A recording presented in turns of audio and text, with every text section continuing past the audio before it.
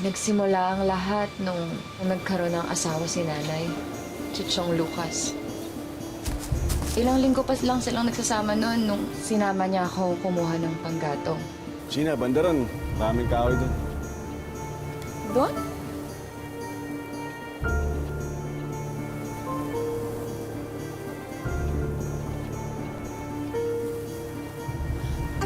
Chong? Chong, ano pa? Chong, bitawan niyo po ako, Chong! Chong!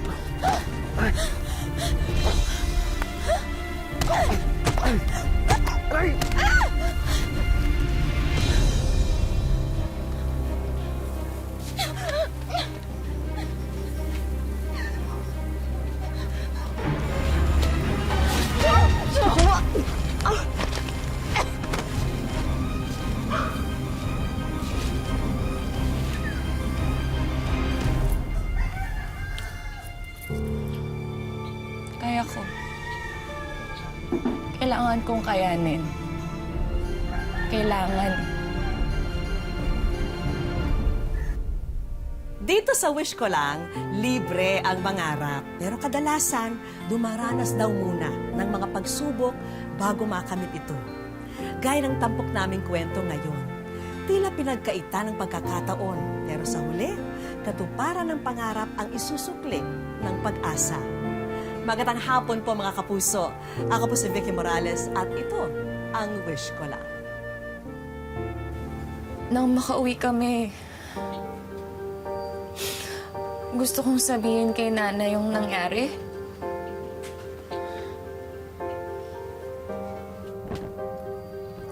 O anak, hindi ka yata makakain. May naramdaman ka ba? Sama ang loob niyan. Gusto kong sabihin sa kanya yung kahayupang ginawa sa akin ni Chong Lucas. Sinama ko manguha ng kahoy kanina. Puro reklamo, ayaw mapagod. Ano ba naman anak? Sa panahon ngayon, dapat magtulungan tayo.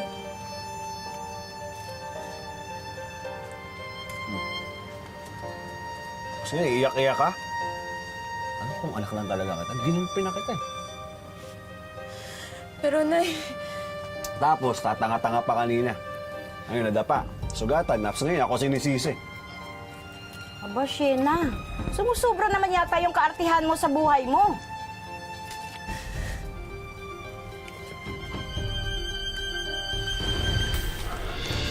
Shena!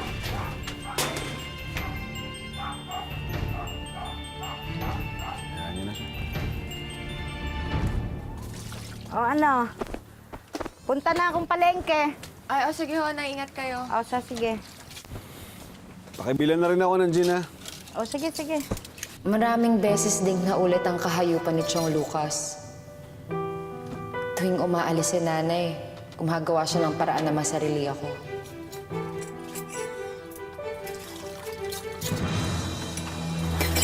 Tama na po! Ano ang problema mo? Ha? Hindi ka ba nasanay?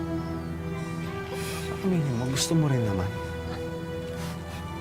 Hayop ka, demonyo ka. Tingilan niyo na ako, Chong. Alam mo, sinasabi mo lang yan eh. Kaya mo, pag nakaipon ako, aalis tayo dito para walang istorbo sa atin. Ha? Demonyo ka talaga! Ano, matapang ka na ngayon? Pag inulit mo pa yan, papatayin na kita. Pati nanay mo, isasama ko. Ano? Pala yung tapang.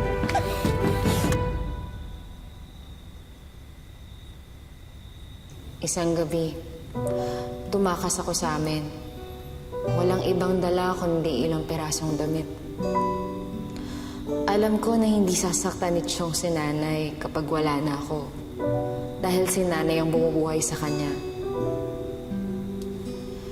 Naisip ko na bahala na ang Diyos sa kanya at bahala na rin ang Diyos sa akin. Nakarating ako ng Iloilo. Doon, may tumulong sa akin na makahanap ng trabaho bilang kasambahay. Ito po yan. Ano, kayo tayo. Po. Sinuwerte ako sa unang pagkakataon sa buhay ko. Nakahanap ako ng pamilya na mabait at halos kamag-anak na ang turing sa akin.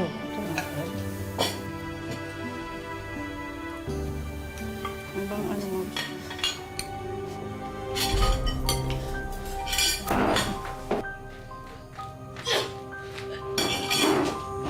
Nangyari to? Pero hanggang dito, hindi pa rin ako iniwan ng kahayupan ni Chong Lucas. Hindi nila ako pinalayas kahit nang malaman nila na buntis ako. Pagkus, inalagaan nila ako hanggang sa panganganak ko. Noong una, hindi ko alam kung kaya ko bang mahalin yung anak ko. Baka maalala ko na naman ang kahayupan ni Chong Lucas tuwing makikita ko siya. Pero nang mahawakan ko siya, hindi ko napigilang maiyak sa tuwa. May anak na ako. Sheena, sigurado ka ba sa gagawin mo? Naging kontento na sana ako sa buhay ko noon. Pero naghanap pa ako ng mas magandang buhay para sa anak ko. Napakalaki po ng utang na loob ko sa inyong dalawa. Kundi dahil sa inyo, malamang patay na kami mag-ina. Pero kailangan kong isipin ang kinabukasan ni Marco. Sigurado ka ba sa papasukan mong trabaho? Ay, wag po kayo mag-alala. Maganda pong trabaho ang ibibigay ko sa kanya. Sa gabi lang po siya magtatrabaho bilang waitress.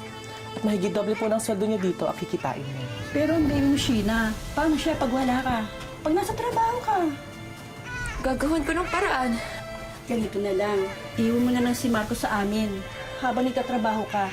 Malapit na sa amin ang bata. At alam mo na hindi namin siya pababayaan. Bilisan mo na magdesisyon, Sheena. Kailangan na natin umalis mamaya.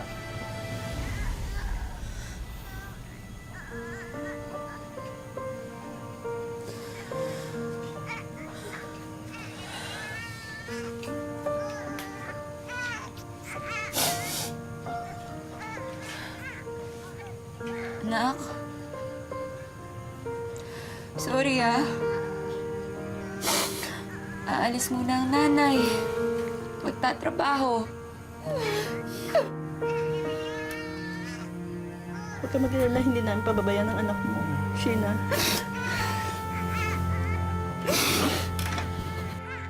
Naniwala ako sa mga pangako ng isang dating kaibigan. Nasilaw sa alok na kikitain. Pasok ka. Umupo ka.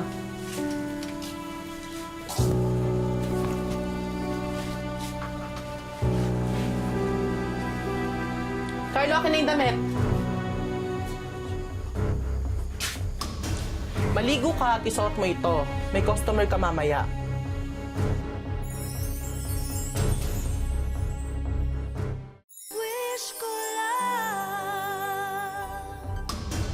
Maligo ka at isuot mo ito. May customer ka mamaya. Choco, nasaan na yung restaurant na sinasabi mo na pagtatrabahuhan ko? Ihanda mo nga to. Ang masusugatan ng mukha, okay? Maligo ka at magbihis. Mamaya, may darating na gusto dito. Ha? Gawin mo ang kahit anong gusto nila. Ha? Kahit ano! Paliwala! Tumango ka kung naiintindihan mo yung sinasabi niya. Sige na, bago ka pa mawala ng malay. Akala ko, magandang kinabukasan ang naghihintay sa akin dito.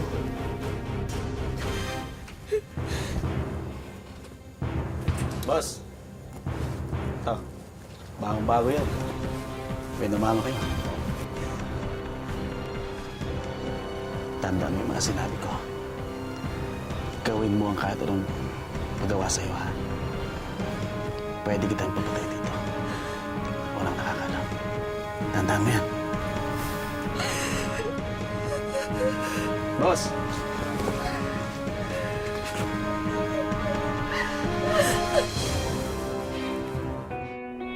Akala ko hindi ko masisikmura ang ganitong buhay. Nakakadiri. Bumaba ang respeto ko sa sarili. Pero sa paglipas ng panahon, nagpakatatag ako. Ikaw yung bago? Nagugutom ka na? Tara, kain tayo. Ayokong kumain. Gusto ko nang mamatay.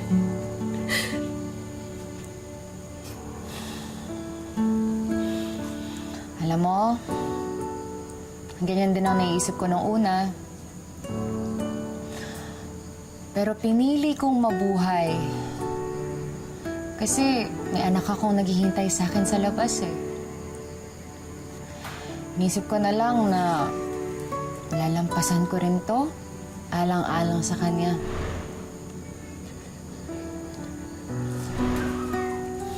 Kaya ikaw, magpalakas ka. Para kapag may tsansa na makatakas dito, eh may lakas ka para tumakbo. May alam kang paraan para makatakas dito? Kamaingay. Sasabihin ko sa'yo, pero sasamahan mo ako kumain mamaya.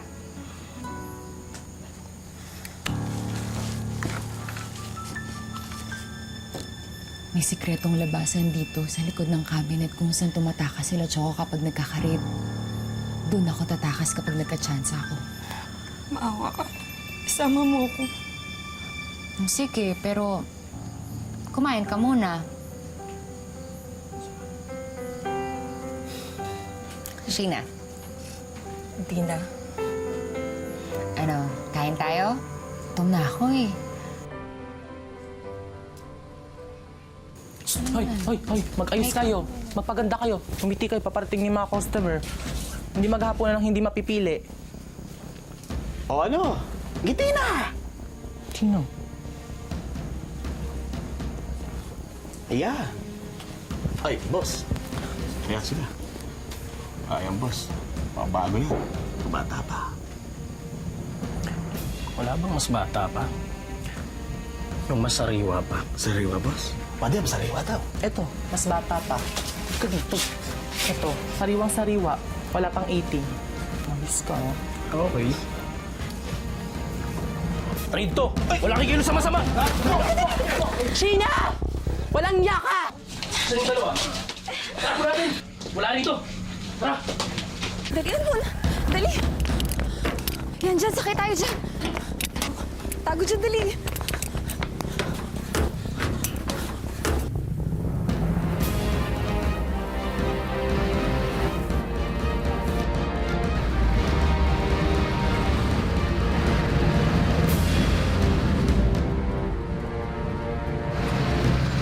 Wala na sila. Umuwi sa kanila si Dina. Ako naman, ilang linggong namasukan bilang labandera. Niligawan ako ni Alex at hindi nagtagal, sinagot ko din siya. Sinabi ko kay Alex ang lahat ng karanasan ko, pero tinanggap niya ako ng buong buo. At ngayon, iniuwi na niya ako sa bahay niya para magkasama na kami. Sheena, nanay ko. Ano po?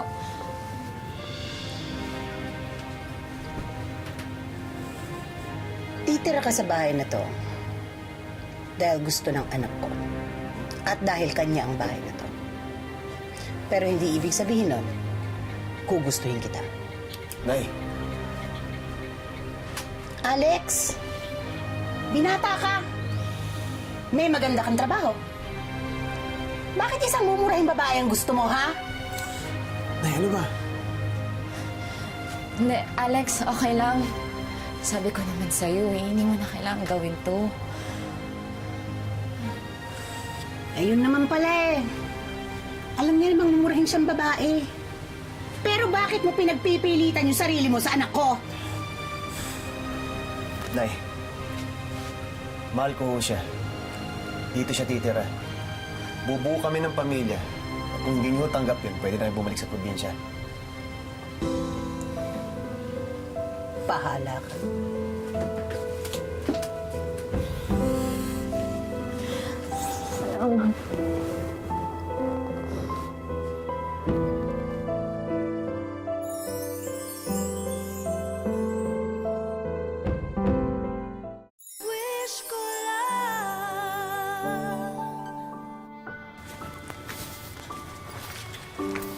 O, mahal, huwag ka masyadong magpapapawis dun, ha? Mahal, uwi ka ba mamayang tanghali? Pagluluto kita ng paborito mo. Siyempre naman, sandali lang ako mamamasada. Tsaka namimiss agad kita eh. Bulero mo talaga. Siya nga pala, nais mo na ba yung pagbabakasyon ng anak mo dito? Si Marco? Oo, di ba napag-usapan na natin yun? Pag maayos ka na, imbita mo siya dito para magbakasyon. Para magkaayos kayo. Gusto ko sana, pero paano na yung nanay mo? Ako na ang bahala kay nanay, ha? Ayusin mo na lang yun. Okay? Salamat. Salamat talaga. Mahal kita. Kaya gusto ko masaya ka. Sige na, yes na ako. Pahinga ka dyan, ha? Sinong mag-aakala na may iibit pa sa isang tulad ko? Isang babae na naging laruan ng iba't ibang lalaki. Pero sa kabila ng lahat, tinanggap niya ang aking nakaraan at pinili akong maging kabiyak para bumuo ng pamilya. Ang galing mo talaga magpaikot sa anak ko, no? Sa bagay, maraming taon ka rin namang nakapag-practice sa ibang lalaki. Piruin mo, pati yung anak mong bastardo, makakarating dito. Alam nyo, nung inaya ko ni Alex na tumira dito, tumanggi ako. Dahil ayoko mag-away kayo. Pero, nung nakikita ko yung ugali niyo po, mas mabuti pa nga naghiwalay na lang kayo ni Alex. Ayun! Eh di lumabas din ang totoo, ha? Gusto mo talaga kami paghiwalay mag-ina? Matagal lang gustong humiwalay sa'yo ni Alex, pero hindi niya makaya yung ugali niyo. Eh ikaw, sa palagay mo pag nalaman ng anak mo kung anong totoo mong ugali, hindi ka niya ikakahiya? Pag nalaman ng anak mo kung sino ka, kung ano ka, malalaman niya, isa kang saksakan ng mumurahing babae. Mumurahing babae. Saksak mo yan dyan sa ulam mo. Hmm?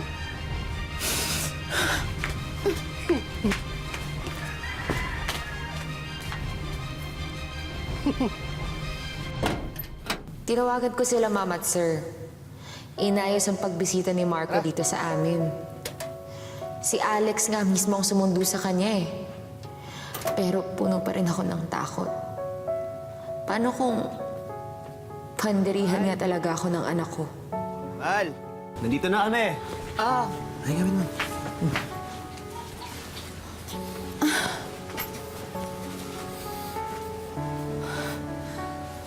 Marco, kamusta ka na? Okay lang po. Ang laki-laki mo na. Halika dito sa mga... Halika dito sa nanay.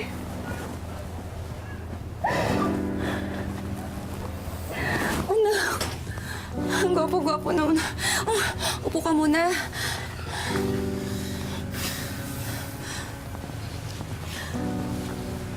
Oh, aalis na ako. Totalita naman yung gusto niyo, di ba? Iatid ko lang nanay sa terminal, ha? Kayo na muna dito.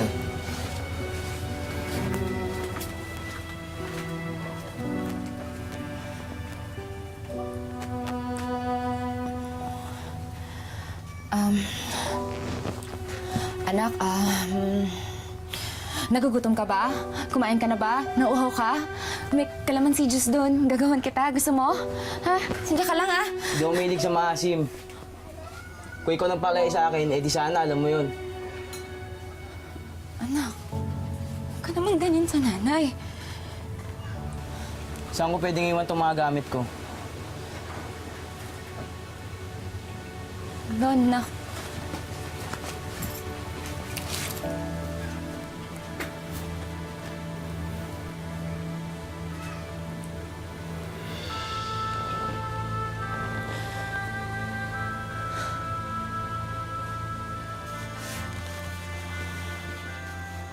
Marco, merienda oh. Kain ka muna. Mahaba ang biyahe mo.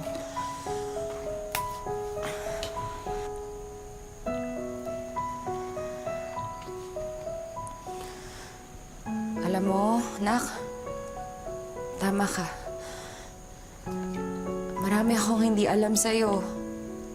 Dahil wala naman talaga ako nung lumaki ka.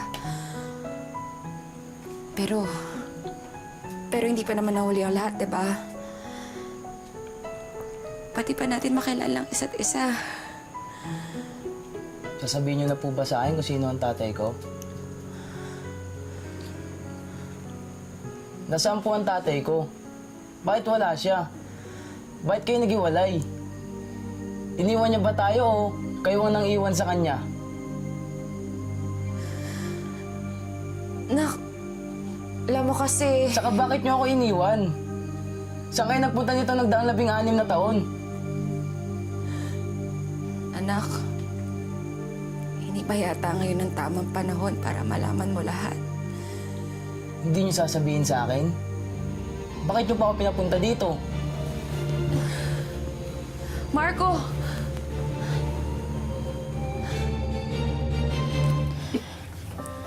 Kaya kita tinawagan.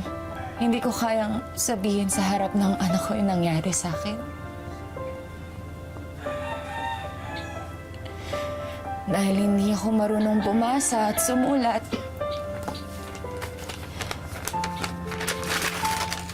Kaya ikaw na lang ang magsusulat ng buhay ko. Pati na rin ang kwento ng buhay niya.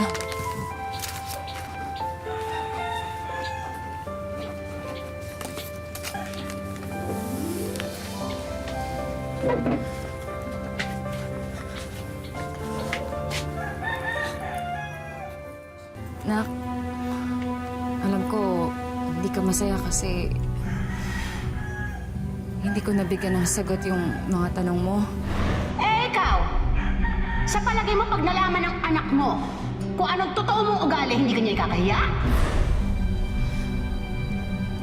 Kaya nga, Na ang lolo niya, tatay niya rin? Ha?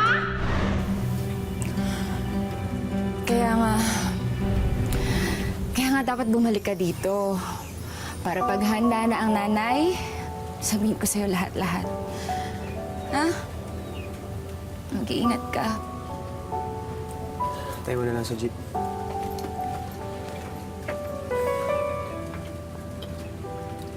Mahal.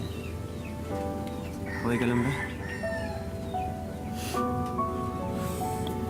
Ihatid ko lang siya.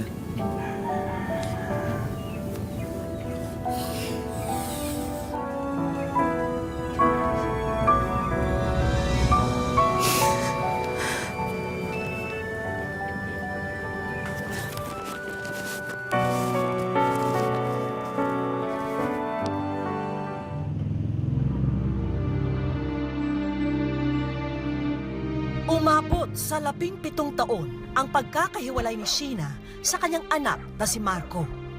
Nagkatagpo noong 2016 ang mag-ina sa Negros. Ayon sa kwento ni Sheena, hindi naging masaya ang kanilang reunion. Mama, ambal niya, bakit nandito ka? Huwag ko binuntahan na kita kasi nakakita na ako ng pera. Ambal ko siya, tapos nangakapan kaming dalawa. Tapos nadala ko sa dito pa uwi. Kaso naman ninasumbatan niya ako ba? Bal niya, simula nang maliit ako. Ngayon mo lang ako kinuhang malaki ko na. Malaki na ko na siya. Malaki na nga raw ang pagkukulang ni Sheena sa anak. Malaki na ang agwat sa kanilang mga puso. Hindi niya ako kasi pinakinggan. Kung magsalita ako. Sabi niya, hindi, wala kang kwentang ina. Ganun sabi niya sa akin. Kaya ginabiyaan ko sa kuno mo. Tapos na lang, umalis na lang ako. Papunta ako ng CR namin para hindi ko marinig lahat ng sasabihin niya. Tapos umuwi naman sa San Negros. Walang nanumbalik na pagkasabik si Marco sa kanyang ina. At tila ang maraming taon na kanyang hinintay ay gumuho sa loob ng ilang oras lamang. Noong araw na yon, muling naghiwalay ang kanilang landas at hindi na muli niya nakita ang anak. Masasabi mo ba na maganda na yung relationship mo sa kanya o hindi pa rin? Hindi pa rin, hindi siya nakikinig sa akin. Pero narinig naman ng Diyos ang mga panalangin ni Sheena dahil pumayag na si Marco na muling makipagkita sa Iloilo. Sa pangalawang beses ng kanilang pagharap, mabigat pa rin ang loob ni Marco sa ina. Bata pa lang ako, iniwan ako ni Mama sa mga kanyang amo. Lumaki ako pero hindi ko magulang ang nagpapalaki sa akin. Nalaman ko nga hindi ako nila anak kasi niloloko ako ng mga kaibigan ko. Sinasabi na sa akin, ampon ka lang anak sa labas.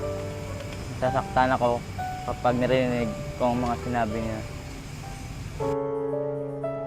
Hanggang ngayon, hindi pa rin yata humuhupa ang galit ni Marco. Binasa sa ng stepfather niya. Tapos ako yung lumabas. Para nadiri ako sa sarili ko. Pag nalaman ko na galing ako sa rape. Alam mo kasi yung mga nanay malaking puso sa mga anak. Pero ang nanay ko parang wala siyang puso sa akin kasi iniwanan niya lang ako. Wala naman ako matanong bakit ginawa niya sa akin yun. Hindi ko naman alam kung may kasalanan akong ginawa sa kanya. O talaga isa lang akong pagkakamali sa buhay niya. Gusto man naming mapaliwanagan si Marco sa napakarami niyang tanong. Alam namin walang ibang pwedeng makasagot sa kanya kundi ang kanyang ina. Marami akong itanong sa akin nanay na sakaling makaharap ko siya. Nandidiri ba siya sa akin kapag nakita yung mukha ko. Sa ngayon, hindi ko pa rin alam ang nararamdaman ko kung sakaling makaharap ko siya. Sa naging kapalaran ng mag-ina, kanino nga ba dapat ibuntun ang sisi? At kanino dapat ibigay ang simpatya? Kung sadyang gusto na nilang bigyan ng mas magandang kabanata ang kwento ng kanilang buhay, nasa kanilang mga kamay na rin ang susi. At ito ay ang harapin nila ang realidad na kailangan nilang magkaharap at magkausap ng puso sa puso.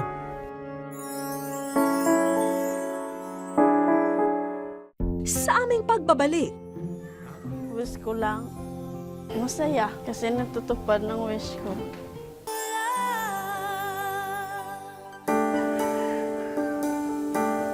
isa sa mga pinagkakakitaan ni Sheena ang magrepa ng banana chips para ibenta bilang pasalubong. Pero hindi pangkaraniwan ang araw na to dahil sa mga nakahalong etiketa sa kanyang mga pambalot ng pasalubong. Wish ko lang, masaya kasi natutupad ng wish ko dahil makasama ko ng anak ko. Kung labis-labis ang pananabik ni Sheena dahil dumating na ang araw na makakaharap niya muli ang anak, ganun din kaya ang nararamdaman ni Marco? Sa simbahan ng Molo, Iloilo City namin napagpasyahang pagtagpuin ang dalawa. Bagamat ramdam na ramdam ni Sheena ang pagiging ina ng masilayan ng anak, kabaligtaran naman para kay Marco. Yeah, dito lang. Doon na nagpasya si Sheena, nayayain ang anak sa plaza para magkausap ng sila lamang dalawa. Balanta ka nga mapuli, kasi hindi ka man kapuli, di. Di gusto ko tani ng tiner ka di anay ba na? Para lang miskin hindi nang lang takabala. Simo ka, imo gusto Pero kahit anong pagsusumamo ni Sheena, animoy walang nais intindihin dito si Marco. Hindi ka diri magtenar. Puli ka gito sa Negros.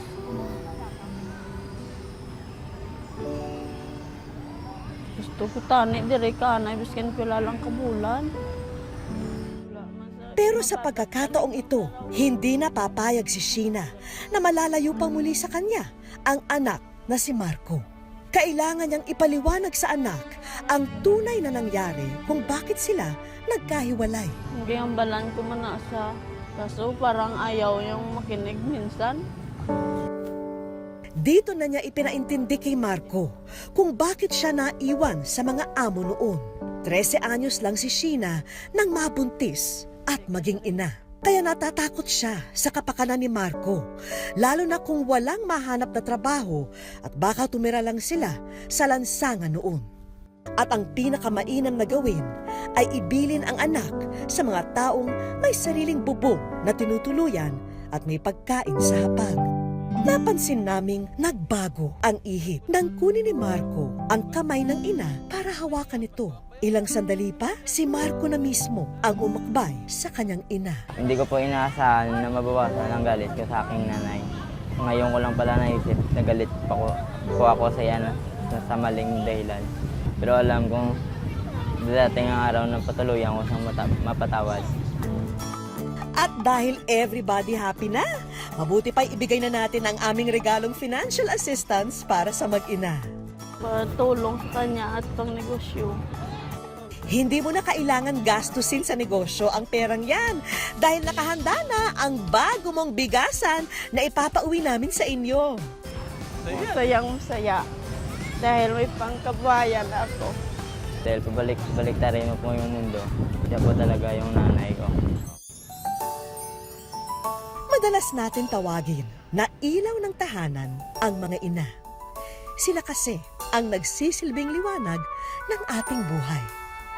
Ngunit kung may mga pagkakataon na humihina ang tanglaw nito, hindi raw ibig sabihin ay naglaho na rin ang ningas ng pagmamahal ng isang ina.